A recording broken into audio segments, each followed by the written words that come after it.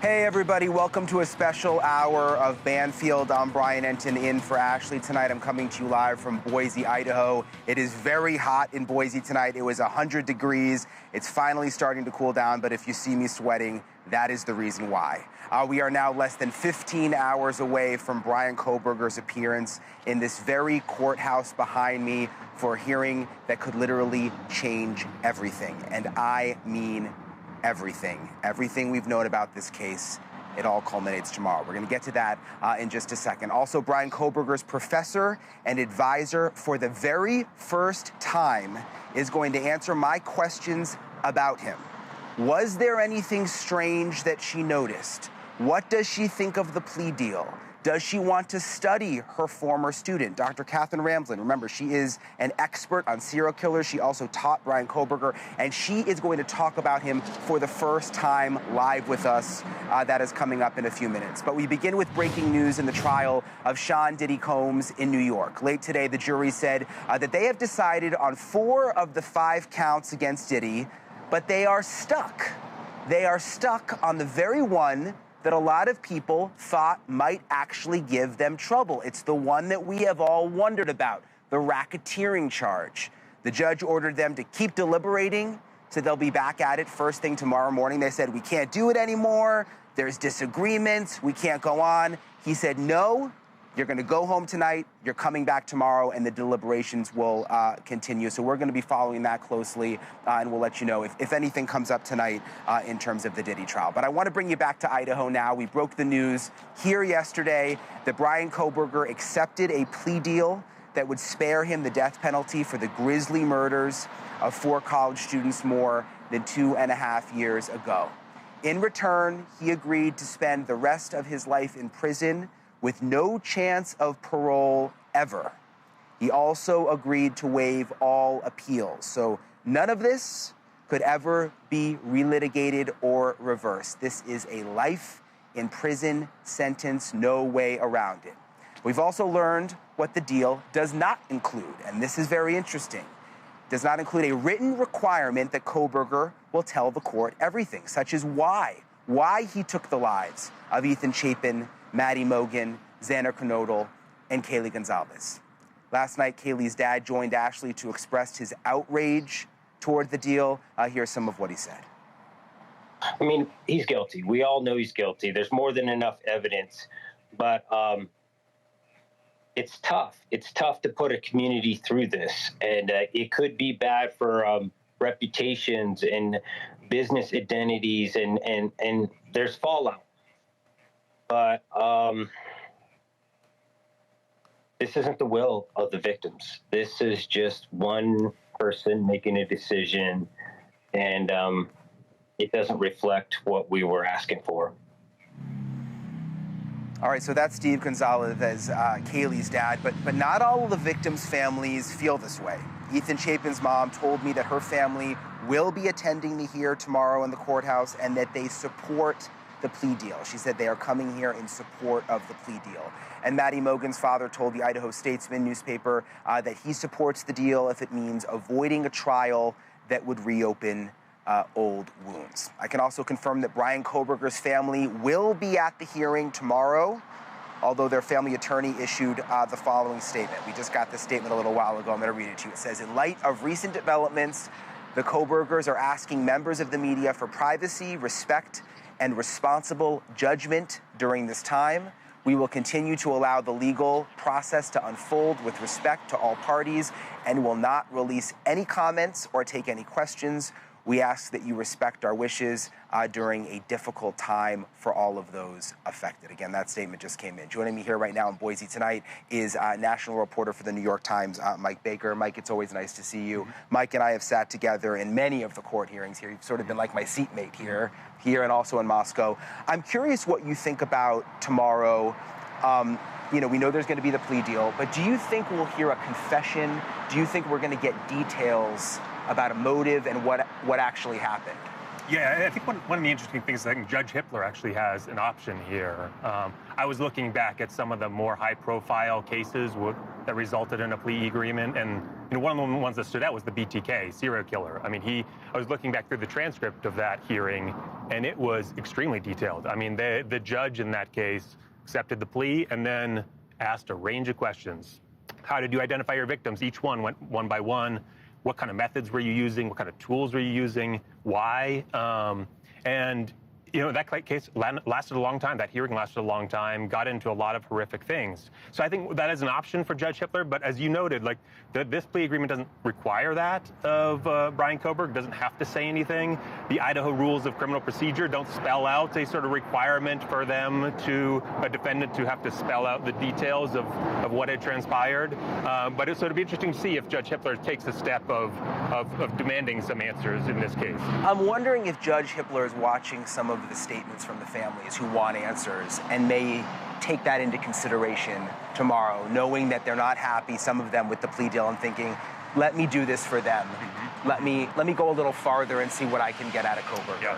Yeah. I heard today from Xander Kernodle's dad, Jeff, and he really actually brought up that exact thing. He disagreed with the prosecution's decision in this case to do this plea deal. He thought, one, there was this measure of accountability that was necessary. He sort of implied a talk of deterrence, that someone who commits this kind of crime needs a level of accountability so that others won't do it. But the other thing he did bring up was he was disappointed that the plea deal didn't require something of Bryan Kohberger, of saying, here's why I did it, giving these families some answers, because they've spent these 2.5 years really in the dark as to a motive or any reasoning as to why their sons and daughters were killed. Are you surprised? I mean, you've been on this case since the beginning. Were you surprised when you found out about the plea deal? Were you planning on there being a trial? I mean, I was expecting a trial after the last few weeks. At the same time, I'm usually not surprised at a plea deal in a murder case. It's often an off-road for the prosecution to provide certainty, right? A guarantee of life in prison versus the uncertainty of taking this thing to jury. And I just point out, in Idaho, even a state like this that generally supports the death penalty, has inmates on death row. It's been more than a decade since they've executed someone. I was thinking back to last year, they attempted an execution here and botched it. And now that defendant, who has been on death row for 40 years, more than 40 years, 4 decades, that people in that case have been waiting for that kind of resolution to come. That kind of thing weighs on the prosecution. Is there a benefit of having the certainty? I think the wild card in this, to me, was the Gonsalves family and how vocal they were about wanting the death penalty, advocating for changes in the death penalty law to provide the firing squad as an option. I mean, it must be a hard way for the prosecution to sort of weigh those different factors. Is there any chance that the judge could say, I don't approve this plea deal? Does that ever happen? I mean, certainly in some cases, if there is a plea agreement that seems too lenient and the judge has concerns about it, that happens. I couldn't find a murder case where someone was agreeing to plead to life in prison and have a judge say, not life in prison, we got to do more. I mean, it seems like it's a huge sentence still in the scheme of things. So I have a hard time imagining a judge stepping in that case, but this case has brought lots of surprises. Yeah, that's a good point. My sense is, too, that the judge has probably been involved. I mean, the court date was set before it was made public. I think he was probably in the middle of these negotiations, too, and has been part of it. So this probably isn't going to come as a surprise to him. Mike, thank you so much. Thank you. It's always great to see you. I'll see you in court tomorrow. Mike, again, has been covering the trial since the very beginning. I want to bring now, though, and we're joined exclusively by her, renowned forensic psychologist, Dr. Katherine Ramsland. As you may know, she was Bryan Kohberger's professor and advisor at DeSales University in Pennsylvania. She has not spoken publicly about Bryan Kohberger until now. She's been on this show talking about other cases, but she's been very, very careful not to talk about Kohberger because of the trial, because she was going to be a witness at the trial, and she now feels comfortable to open up to us. And we've got so many questions, Dr. Ramsland, that I've got so many questions I've wanted to ask you for so long. I want to start with, how did you first meet Bryan Kohberger? What classes of yours was he in? Okay, I want to be just clear that I'm still within the FERPA limitations. that protect students and student information. So I will talk within that. I met him in the fall of 2018 when he came to DeSales University. He had an associate's degree, and he was going to get into our 4-year program as a psychology major. He selected the forensic track, which made him an advisee for me because I managed the forensic track. And he was also in my class that semester. And Dr. Ramsland talks about FERPA. I should have mentioned that. There's a law, it's a federal law, I believe, that she is not allowed to talk about certain aspects of a student, their grades, certain parts of their academic life. It's almost like a HIPAA. So she's going to tell us what she can, but unless Bryan Kohberger signs off, she's legally not allowed to talk about certain elements of his academic career. So just keep that in mind if there's some things that Dr. Ramsland can't answer. What was your perception of him? He seemed like eager to be in the classroom. He was polite. He was respectful, intense, and curious. And there was no reason for me to think that he was anything other than someone who was really interested in this potential career. Was there anything looking back now that was strange about him or that you noticed? When I look back, there really isn't anything that stood out to me. I think when you're a teacher, your instinct is to accept students at face value. You don't, start with suspicions or, and there really weren't any red flags. He was always really quite respectful and grateful. He would thank me for things. He was attentive. He would do the work. I didn't have any concerns. I think it was 4 classes that you taught him in. What were those classes? There were 3 undergraduate courses in the forensic track that I taught, and he was in all of them. Well, one was Introduction to Forensic Psychology. Another was my death investigation class, which was called Psychological Sleuthing. And the third one was called Dangerous Minds, the Psychology of Antisocial Behavior. And then he got into the graduate program in criminal justice for a master's degree, and he took a course with me called Behavioral Criminology. Is there anything, Dr. Ramsland, when you look back and you think about the curriculum of those classes, and not getting into his specific experience, but when you think about what you taught in those classes that you think, oh my gosh, he may have used that in what he's now accused of doing here in Idaho? Well, the antisocial behavior course involves serial killers and mass murderers, and we do a lot of case analysis. I use two books that I wrote. One was written with the BTK killer, whom you just mentioned, and his decision process and the crimes and how he thought about them and felt about them and what was it like for him, to be caught. So that's a very intense book. And also I have one called The Mind of a Murderer, which was about various behavioral experts over the past century who interviewed killers, mass murderers, and serial killers to get as close as possible, spending a lot of time with them to get as close as possible to their process of becoming a criminal. And so he would have been exposed to that. I think now looking back, I would look at maybe some of the things that interested him as being, something that gives me pause. But we always have to think about, we all know, everyone in this field, forensic psychology and criminology, know that we could have students who might become offenders. But we also know that the vast majority of our students will not, and will instead go into a field like law enforcement, FBI, Secret Service, that make the world better, that protect us. So we know that there's always a risk that we're attracting somebody who wants to do something terrible. Hoping we won't ever have that, but in my case, I did. Can you say, Dr. Ramsland, what it was looking back now that sort of raises your eyebrows specifically in terms of things in the class? I think just the idea of wanting to study offenders and what their thought process was, how they felt about their crimes, wanting to study that, and then finding out that this is a person who then is now saying he's guilty of doing these things. I have to look at the framework of what I taught and wonder, did I inspire him in some way? Did I, but I can't second guess that, because I may have inspired somebody else to become an FBI agent. And that's, unfortunately, in this field, that's what we live with. I mean, you've been studying serial killers most of your life, but when you talk about the fact that you may have, what you taught may have inspired this, that's got to be hard for you to process, I would imagine.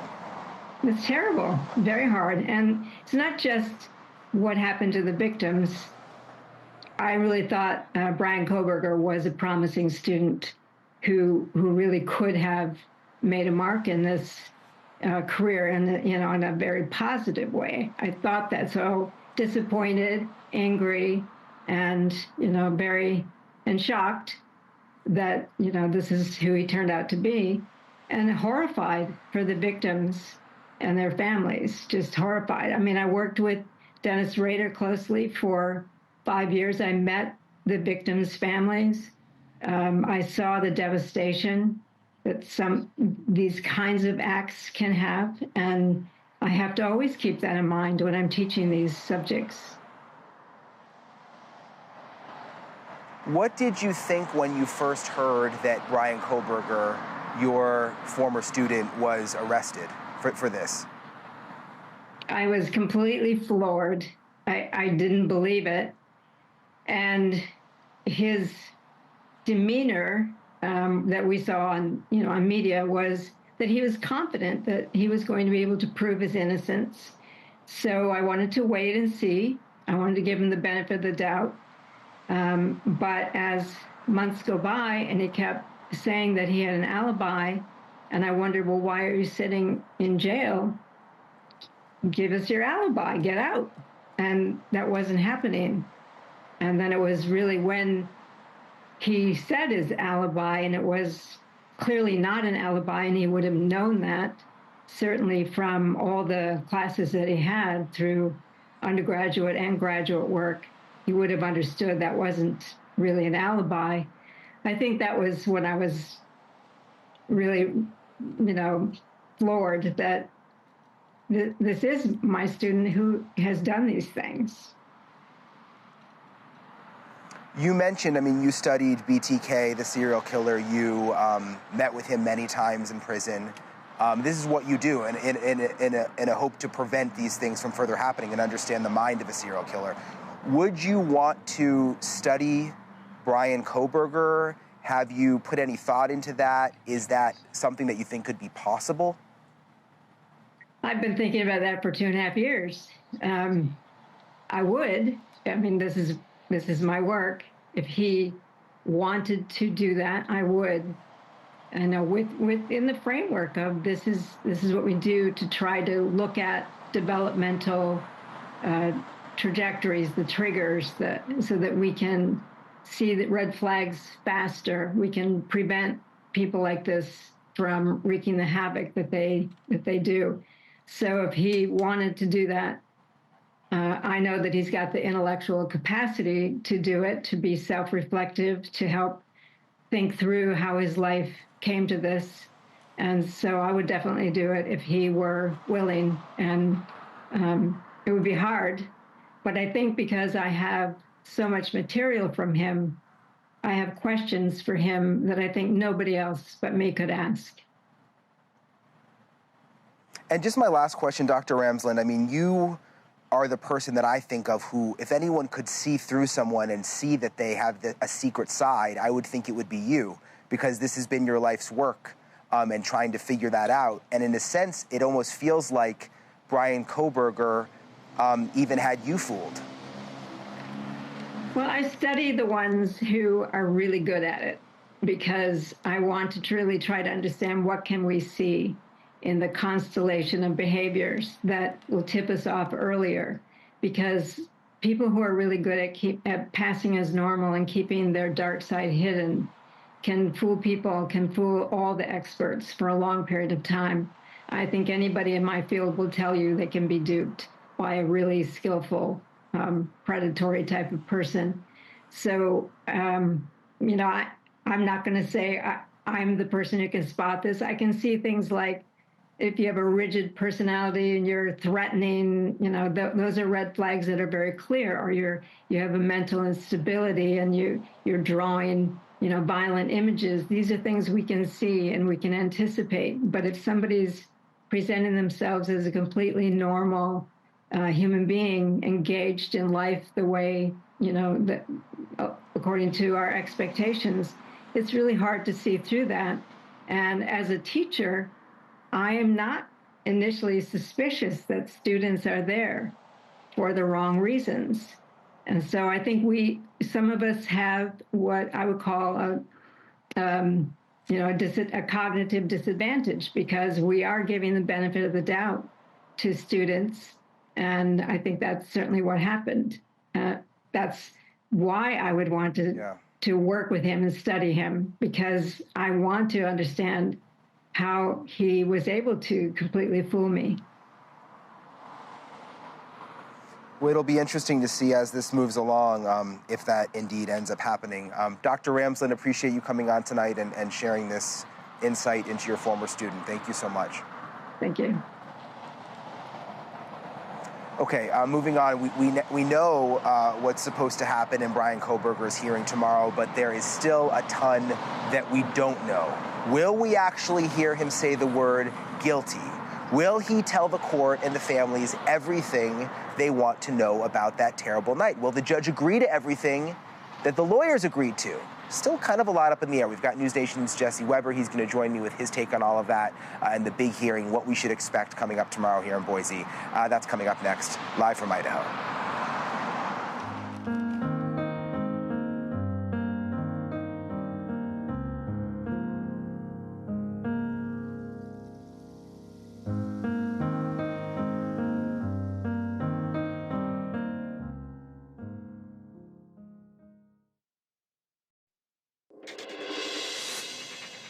So after more than 2 years, actually, it's been now, Bryan Kohberger insisting that he is not guilty of murder, that police have the wrong man, that he was out looking at the moon and stars. Remember that one? He was out stargazing while 4 college students were being slaughtered. And most recently, that as many as 4 alternate perpetrators could be responsible. Kohberger is planning to say, in effect, never mind. I want to change my mind about all of it, change my plea to guilty times 4. And interesting to note, Kohberger never verbally pleaded not guilty. Remember this, at his arraignment, it was there back in May of 2023, he stood silent. We made a big deal of that. He stood silent. The judge entered the not guilty pleas for him. So what happens tomorrow? That is the big question. I want to get to Jesse Weber. He is an attorney and NewsNation legal contributor. Jesse, I'm curious your take. Is there any chance, does Kohberger have to talk tomorrow? I guess that's my question. Is there any chance that his lawyer could just do the talking and we don't even hear from Kohberger? I believe he has to. Why? Because it's not like he's pleading not guilty. He's pleading guilty as part of a plea agreement. And one of the things under Idaho law that the court has to do is say, Mr. Kohberger, did you make this voluntarily? Do you understand your rights? Do you understand the consequences? Was anything promised to you? His lawyer can't answer that on his behalf. The judge has to hear it from Bryan Kohberger himself. So the idea that he would answer all those questions and then when asked, how do you plead, and he just stands silent, that's not going to happen. He'd have to have verbally say guilty. Otherwise, a plea would be entered on his behalf. So I believe tomorrow we are going to hear Bryan Kohberger say guilty. The reason he stood silent the first time was for whatever bizarre reason he chose not to do it. But maybe he didn't want to jeopardize his case in any way. The whole game has changed. So I think we're going to hear him say guilty. So in terms of what sort of changed here, because I was always under the impression there wasn't going to be a plea deal. Things have changed in the last week or so. One thing that happened was this alternate perpetrators theory. The defense wanted to bring in 4 alternate perpetrators, people who they thought could be responsible for the crime. The judge said absolutely not. There's no way. Do you think that's what moved the needle here and why the defense decided, I think we want a plea? There's a number of factors. First of all, he had a mountain of evidence against him. That was never changing. Number 2, he failed in delaying the trial, citing media coverage. And then the last thing, right? The alternative perpetrator theory. I'm going to point the finger at 4 other real individuals. You know how angry that makes me, Bryan? Because let me tell you something. As an attorney, everybody's entitled to a defense, sure. But just days before, he's planning to point the finger on people who had a social connection to the victims or knew somebody in passing, and days later he goes, no. I'm pleading guilty. This is not a case of him saying, I'm totally innocent, I'm getting railroaded, I have no choice, I'm facing the death penalty, I have to just plead guilty to save my life. No. He's basically saying, I did this. I murdered 4 people, and I was going to blame other people at my trial. This makes him more of a monster than he already was. So yeah, he had no choice at this point. I completely get why he took a plea, and he's trying to literally save his own life right now. It makes me angry, too, especially because some of those names, and we're obviously not going to name them, but they are people who I spoke to early on in this before Bryan Kohberger was arrested. And they are people that literally have nothing to do with the murders. I mean, you don't have to do much investigating to realize that they didn't do it. There's no motive. Many of them have alibis. Yeah. There was DNA. There was DNA testing they did and fingerprint testing. And You're right. I mean, it makes your stomach turn to think they wanted to bring those names in the public way in a public trial like this. It really is upsetting. Just my last thing, with the delay. They wanted the delay. That was one of the last things the defense asked for. Just real quick, do you think if they got the delay, we wouldn't even be here? Like they wouldn't even be asking for a plea deal? There's a chance. I mean, they wouldn't have asked for a plea deal, push it down the road, try to see if they could say that a jury would be tainted, try to manipulate the case in some way, but the evidence doesn't change. The DNA, the cell phone evidence, the surveillance footage, the car, the eyewitness testimony, none of that goes away. And they tried to get some of that thrown out, wasn't working. I think this trial was either going to happen or he was going to plead guilty. And obviously, you can make, from a legal point of view, you understand why he did it, because there was a strong chance of conviction and a strong chance the jury was going to come back and vote in favor of the death penalty. Yeah, and here we are with the plea deal. Jesse Weber, appreciate you as always. Still to come, prosecutors and defense attorneys, they can make any deal they want, but it is not a done deal until a judge says so. So will the judge in the Bryan Kohberger case sign off on the plea agreement he'll be presented with just a few hours from now in the courthouse behind me? We're going to talk about that coming up next.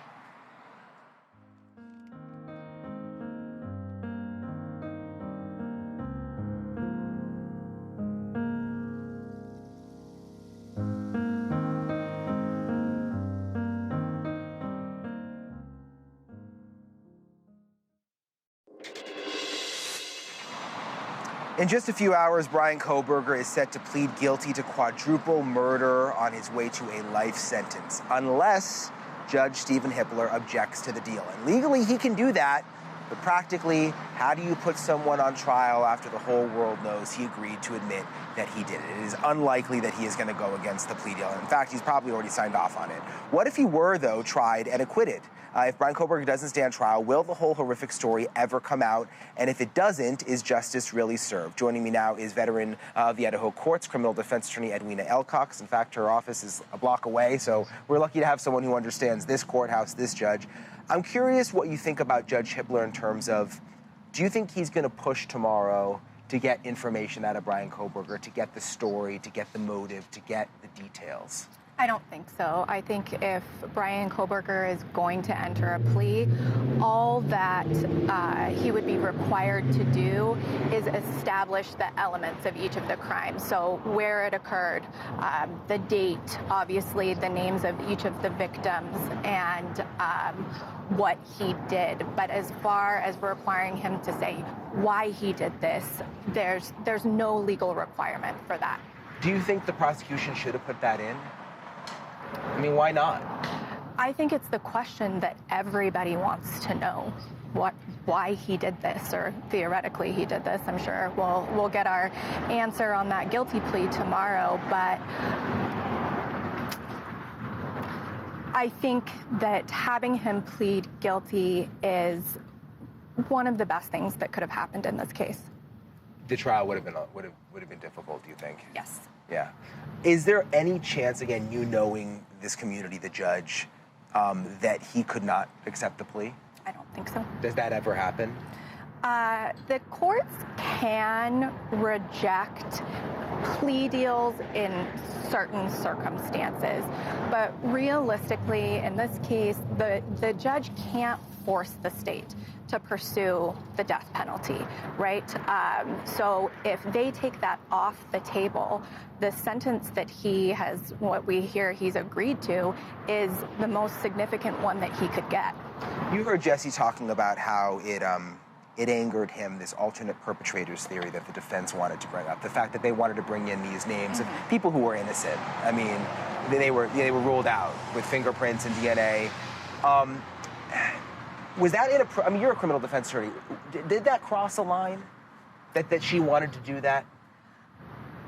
I don't think that proposing the idea of an alternate perpetrator or perpetrators crossed the line. I think you have to do what you need to do as a defense attorney, but clearly there has to be a legal basis, and the court was very clear that the judge did not think that the defense had even remotely met that standard.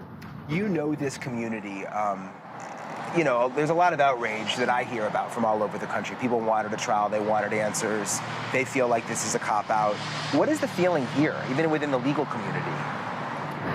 I think people are really shocked that he's going to be entering a plea.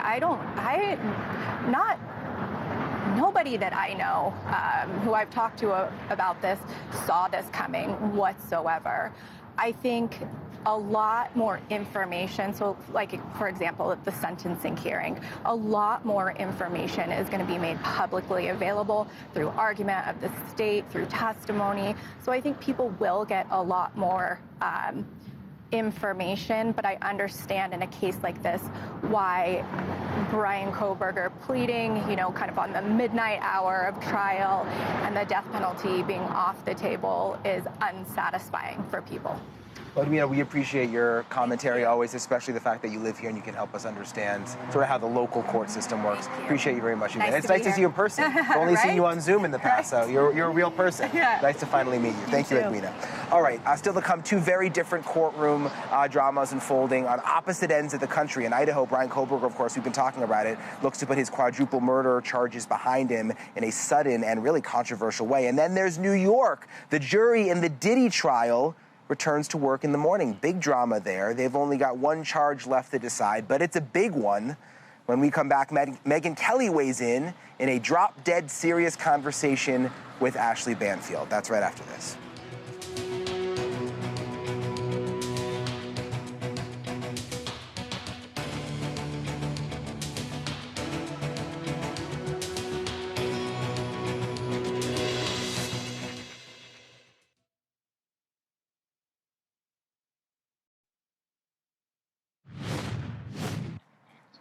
So unless you have been on a media fast, you know that we are following two huge legal cases that are racing toward the finish line. Bryan Kohberger faces a judge in Idaho tomorrow to plead guilty of murdering 4 college students in November of 2022. Going to be a big day here in the courthouse. And in return, he won't have to face the death penalty, which was all but guaranteed if he went to trial and was convicted. And in New York, the jury in the Sean Diddy Combs trial today announced that they have reached verdicts on 4 of the 5 counts that have been before them, but they are struggling on the 5th, and it is racketeering. The judge said to get back to work in the morning. They wanted to go home, but he said, nope, we're going to keep going in the morning. Tonight, Ashley Banfield talked about all of this with journalist, attorney, and talk show host Megyn Kelly on Ash's podcast, Drop Dead Serious. Here's part of their conversation. Okay, so I was gobsmacked. I don't know about you. Totally. I'm shocked. I remain shocked and disappointed. Yeah, and part of me is disappointed, of course, for the families who are so desperate to see this through to the firing squad. The other part of me is very sad for the people of Idaho who also wanted answers. I believe many of them wanted answers. Yeah, that's the thing. It's like, of course, I'm not disappointed that he's going to jail for the rest of his life or is admitting he did what we all knew he did. But I feel like the families and the community deserved to see him held to account, deserved to have all the doubters have to sit and listen to the overwhelming evidence against him, and deserved the moment where the jury stands up and says guilty, and that his fate is not in his own hands. He's not in control, right? That those days have passed, that the state will issue a judgment on him and carry it out. But, he's obviously a very controlling, sick person and tried to control this thing to the end. And the prosecution obviously had its motives, and it's obvious what they were, to letting him do that. And I just think this case was so open and shut, they did not need to cooperate with him on this. And this is where I'm flummoxed, right? I saw that they got him dead to rights. I did not see a need for a deal other than the majority of the families or the surviving roommates begged for, don't put us through the misery. That's not true. It's about half and half. And the cost to the people of Idaho, which shouldn't factor in, but we all know the way things work. Mm-hmm. I'm persuaded by what your colleague Bryan Entin was saying and what some legal analysts that I know who've tried a bunch of cases were saying, which is Idaho was not ready for prime time on this, the criminal justice system there, that they haven't had a lot of death penalty cases, that it's a more bucolic, rural area, that it's not like being a New York City prosecutor or a Los Angeles prosecutor where you see murder cases all the time and death penalty eligible cases, a fair amount. And so Bryan was saying that they really didn't want anything to do with this case from the beginning. They knocked down the murder house over the objections of some of the families pretty soon on, depriving the potential jury of the opportunity to ever walk through it and see it, as they did in the Murtaugh case, which was persuasive. They moved it, they moved the venue. They put the gag order in place to try to stop all conversation about, that's just so rare. Like, the families aren't allowed to talk about their children's murder. They were so paranoid about press coverage. It was just, they didn't seem like they'd been through this before. And so I think all that factored in. We are clearly in the middle of another very big breaking true crime story in the Sean Puffy Combs Diddy case. And there have been a couple of questions from the jurors, and I'm always reading the tea leaves when I see the questions. Of course. Yeah, the first one really threw me for a loop. And I don't know that the syntax is right. I don't know clearly what they mean, but we have a juror 25, who we believe cannot follow your instructions. And it went away. It went away. Cannot? What do you mean cannot? It makes it sound like he's got an English comprehension problem, like, wait a minute, what? And then, of course, everybody's like, who's juror 25? All right, so he's a 51-year-old, reportedly Hispanic man.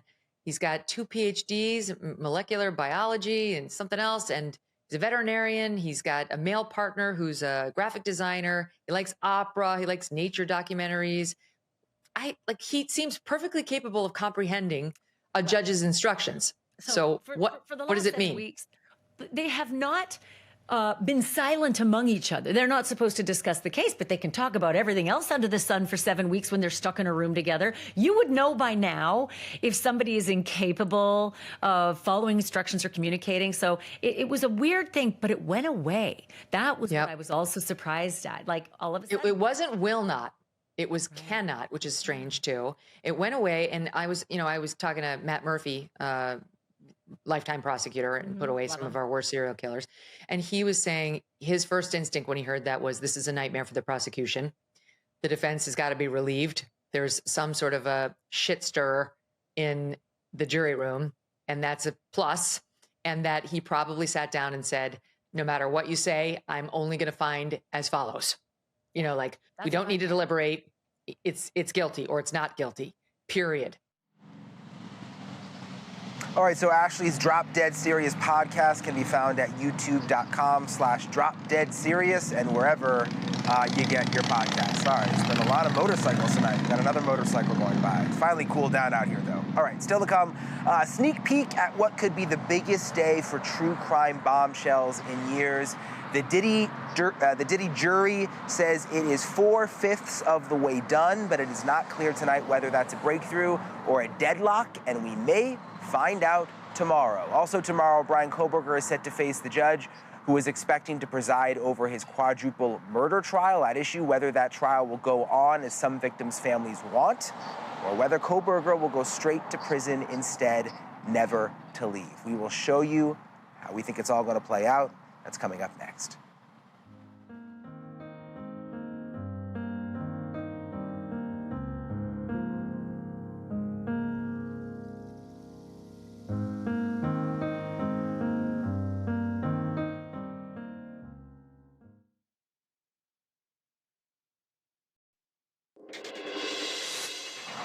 All right, before we go, tomorrow could bring bombshells in two high-stakes cases that we have all been following so closely. First, Bryan Kohberger, the man accused of killing 4 Idaho college students, is scheduled to appear in court here to plead guilty. In exchange, the state will spare Kohberger the death penalty. Instead, he will get life with no possibility of parole. And we're going to be here for that sit-up tomorrow. It's happening 11 a.m. Local time, 1 p.m. Eastern time. Meanwhile, the clock is ticking on another verdict, the Diddy trial. The jury's been deliberating for 2 days. Today, very strange, they announced that they reached verdicts on 4 of the 5 counts, but cannot agree on the racketeering. They sent a note to the judge and said, we can't keep going, we're in disagreement, it's over. But the judge said, you've got to keep deliberating. He said, you've got to go home tonight and you're gonna get back to deliberating tomorrow. So we'll see what happens. Will that force them into some kind of resolution, or will they come back tomorrow with another note and say, we still can't make a decision? It's going to be interesting tomorrow. It's going to be interesting here in Idaho with Kohberger. We'll cover it all. Everybody have a good night. Thanks so much for joining us live from Idaho. Cuomo's next.